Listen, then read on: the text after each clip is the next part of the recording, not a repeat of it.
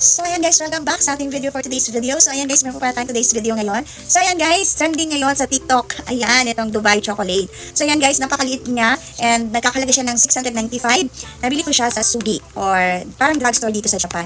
So napakaliit lang niya. Ayan siya. And ngayon tikman natin ang nag-trending ngayon sa TikTok na Dubai Choco. So ayan guys, buksan na natin. Ayan siya. So ayan siya, napakaliit. So ayan guys, tikman na. Ayan siya, napakaliit. Ayan, napakaliit niya. Start na guys, ayan siya. Ayan, trending ngayon sa TikTok. Hindi ba pang sa natin? Kaya pa. Ano ba ito?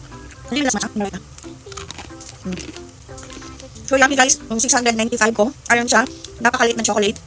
And okay naman siya, masarap naman siya. So ayan guys, kung nandito kayo sa Japan, mabibili nyo ito sa Sugi Drugstore.